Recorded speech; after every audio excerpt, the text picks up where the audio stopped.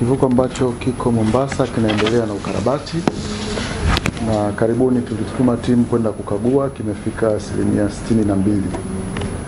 Na baada ya ukaguzi ule amepokea mitambo ambayo ilikuwa imeshaagizwa, engine na gearbox zimeshakuja, wanakamilisha kufunga. Tutakwenda kukagua tena ili tu raise certificate nyingine kwa ajili ya kuombea malipo. Kwa hiyo kazi inaenda vizuri. Kamati ya Bunge inaitaka wizara fedha zile ambazo tuliidhinisha Bunge zionekane kwa ajili ya kutatua changamoto zilizoko kwenye TEMESA. TEMESA wana miradi ambayo imesimama kwa kukosa fedha. Tumefanya ukaguzi wa mradi wa kivuko kule Pangani. Ule mradi haujapewa fedha zozote.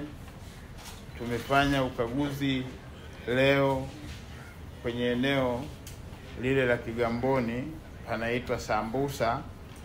Na kweli pamekuwa Sambusa kabisa kwa sababu hamna fedha. Mheshimiwa Naibu Waziri, eneo lile ni muhimu sana. Linaleta msongamano mkubwa kwa barabara kwa sababu ya miundombinu duni iliyopo pale. Kwa hiyo tunaomba Mheshimiwa Naibu Waziri, sambamba na ule mradi wa kivuko kile kilichoenda kujengwa Mombasa, mkisimamie kiweze kukamilika kwa wakati ili kije kutoa huduma kwa wananchi. Haya mkiyakamilisha, tunaamini kabisa mtakuwa mmewasaidia. Tunathamini kazi iliyofanywa na serikali kwa kiwango kikubwa sana, hasa miundombinu hii ya BRT ambayo imeenea jiji la Dar es Salaam kwa eneo kubwa sana. Tunampongeza Mheshimiwa Rais kwa juhudi kubwa ambazo anazifanya. Tunawaomba nyinyi kama wizara mumsaidie kusimamia kukamilisha miradi ambayo imekusudiwa. Liko eneo upande wa Kigamboni ambalo linaitwa Kisambusa. Eneo ambalo lilipangiwa fedha tuweze kulipa fidia zaidi ya bilioni 2 kama na milioni 300. Fidia ile imeshafanywa tathmini, watu wale waondoke, lile eneo litengenezwe la parking ili kupunguza msongamano wa magari yanayotoka kwenye kivuko ama yanayoingia kwenye kivuko upande ule wa Kigamboni.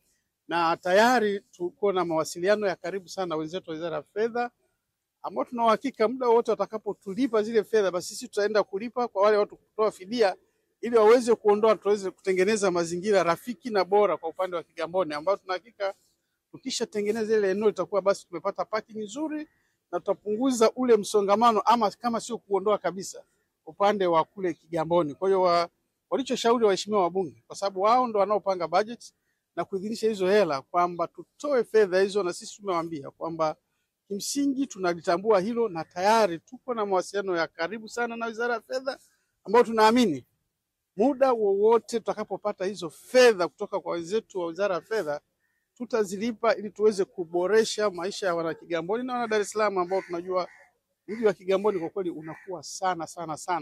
Kwa tukishafanya hilo tutakuwa pia tumeshatatua ile changamoto ya watu kupoteza muda mrefu pale. Kwa hiyo na hakika kwenye awamu hii ya Dr. Samia Suluhu Hassan mambo kwa kweli yameenda mengi, na alikuwa na wasiwasi na vivuko.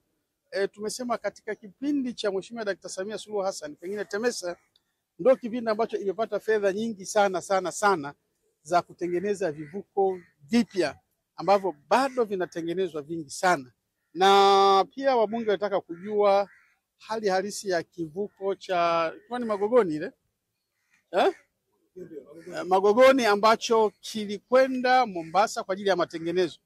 Kiko zaidi ya 60%, na wenzetu wa kule wanaotengeneza ambao walipata ile kandarasi wamesema inapofika June inawezekana wakawa wamekamilisha. Kwa hiyo tuna matumaini kwamba kama tutapeleka kila kitu kwa kama kilivyopangwa, baada muda si mrefu kuanzia mwezi wa 6 wa 7 kivuko kitakuwa kimerudi na kutoa huduma pale kati ya Magogoni na Kigamboni. Kwa hiyo kamati imetukumbusha kwamba tuendelee kuwasimamia, lakini tupeleke fedha haraka, na sisi kama wizara ndio wajibu wetu kuhakikisha kwamba wananchi hawapati changamoto ya vivuko ama changamoto ya usafiri, kwa sababu kivuko sisi kama wizara ni daraja linalotembea.